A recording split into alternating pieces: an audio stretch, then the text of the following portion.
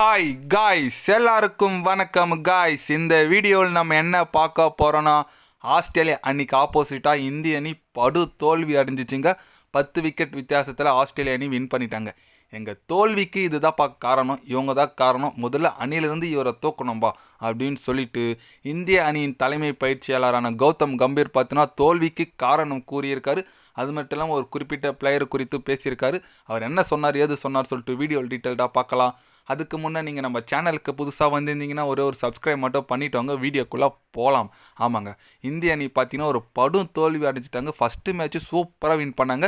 Second போட்டி ஒரு மோசமான தோல்வினே சொல்லலாம் இந்திய அணி. அது குறித்து கௌதம் கம்பீர் என்ன சொன்னாருன்னு கேட்டிங்கன்னா, எங்கள் அணி பேட்டிங் ஆடுறது ரொம்ப வீக்காக இருக்குது. பேட்டிங் கண்டிப்பாக நல்லா பண்ணியிருந்தா இந்த போட்டி நாங்கள் வெற்றி பெற்றிருப்போம். போலிங் நான் குறை சொல்ல விரும்பல, பவுலர்ஸ் எல்லாமே நல்லா அவங்களோட வேலையை கரெக்டாக பண்ணுறாங்க. எங்களோட டாப் ஆர்டர் பேட்ஸ்மேன் தான் ரொம்ப சொதப்பதுனால எனக்கு ரொம்ப வேதனையாக இருக்குது. அது மட்டும் இல்லாமல் நிதிஷ்குமார் ரெட்டி அவரோட பேட்டிங் ரொம்ப எனக்கு பிடிச்சிருந்துச்சு. அதனால் கண்டிப்பாக இந்திய அணி எனக்கு இன்னும் பேட்டிங் இம்ப்ரூவ்மெண்ட் பண்ணால் மட்டும்தான் இந்த தொடரில் வின் பண்ண முடியும். அதேமாதிரி ரோஹித் சர்மாவோட ஃபார்ம் ரொம்ப புவராக இருக்குது, அது எனக்கு தெரியுது. பட் அவர் ஒரு நல்ல பிளேயர், கண்டிப்பாக கம்பேக் கொடுப்பாருன்னு சொல்லிட்டு வெயிட் பண்ணி பார்க்கலாம்.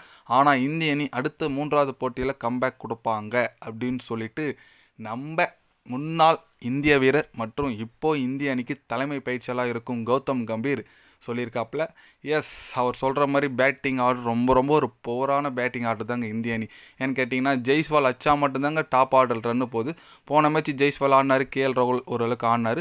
மற்றபடி சொல்கிற மாதிரி பார்த்தீங்கன்னா படிக்கல இருந்தார் போன மேட்ச். இந்த மேட்ச் அவர் தூக்கிட்டு கில் எடுத்துகிட்டு வந்தாங்க. கில் என்னத்துக்கு வந்ததுன்னே தெரியல, அவர் பண்ணிட்டு போயிட்டார்.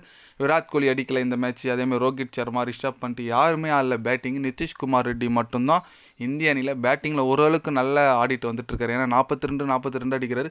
அவருக்கு என்னன்னு தெரியல, அந்த 42 நம்பர் அதில் வந்து அவுட் ஆகி போகிறாரு. பட் இந்திய அணியோட போலிங் சொன்னோன்னா, சிராஜ் எல்லாம் அப்படியே அனல் பறக்கிறார், கண்ணிலே பயத்தை காட்டுறாரு. டிராவல்ஸ் ஹெட் பிரச்சனை, இவர் பிரச்சனை பெருசாக போயிட்டுருக்கு ஒரு பக்கம். ஓகே, அது இருந்தாலும் பும்ரா, சிராஜ் அவங்களாம் 4 விக்கெட் எடுத்தாங்க. அவங்க தரப்பில் நல்லா பண்ணாங்க. பட் இந்திய அணி பேட்டிங் கொஞ்சம் ஆடி இருந்தால் கண்டிப்பாக நல்ல ஒரு மேட்சாக இருந்திருக்கும். ஒரு 2 நாளே மேட்ச் முடிஞ்சிச்சுங்க. 2 நாள் முடிஞ்சிச்சு. அப்புறம் ஒரு ஃபஸ்ட்டு செக்ஷன்லேயே மேட்ச்சு க்ளோஸ் பண்ணிட்டாங்க. ரொம்ப கஷ்டமாக இருக்குது இந்திய அணி தோற்றுது. அது மட்டும் இல்லாமல் பாயிண்ட்ஸ் டேபிள், ஐசிசி டெஸ்ட் சாம்பியனான பாயிண்ட்ஸ் டேபிள் இந்திய அணி பார்த்தீங்கன்னா 3வது இடத்துக்கு வந்துட்டாங்க. இப்போதைக்கு இந்திய அணி ஐசிசி டெஸ்ட் சாம்பியன்ஷிப் ஃபைனல் போகிறதுக்கான தகுதி இப்போதைக்கு இல்லை. சவுத் ஆஃப்ரிக்கா, ஆஸ்திரேலியா மட்டும்தான் இருக்காங்க.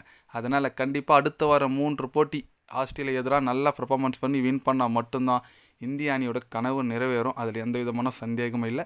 பார்க்கலாம், நம்ம மாமா சொல்லியிருக்காரு, யார், கௌதம் மாமா கண்டிப்பாக கம்பேக் கொடுப்பாங்க சொல்லிட்டு. பார்க்கலாம் எந்த மாதிரி ஒரு கம்பேக் வருதுன்னு சொல்லிட்டு. நீங்கள் சொல்லுங்கள், இந்திய அணி 3rd போட்டியிலேயாச்சும் வின் பண்ணுமா, இல்லை எந்த மாதிரி ஒரு பேட்டிங் சேஞ்சஸ், பவுலிங் சேஞ்சஸ் வேணும்னு சொல்லிட்டு கமெண்டில் கொஞ்சம் சொல்லுங்கள். இது போன்ற ஸ்போர்ட்ஸ் யூஸாக தெரிஞ்சுக்கணுன்னா சேனலை சப்ஸ்கிரைபர் லைக் ஒன்று பண்ணிக்கோங்க. கண்டிப்பாக கிரிக்கெட் பற்றி day by day channel update வரும். மறக்காமல் சப்ஸ்கிரைப் மட்டும் கொஞ்சம் பண்ணி வச்சுக்கோங்க. நன்றி, வணக்கம்.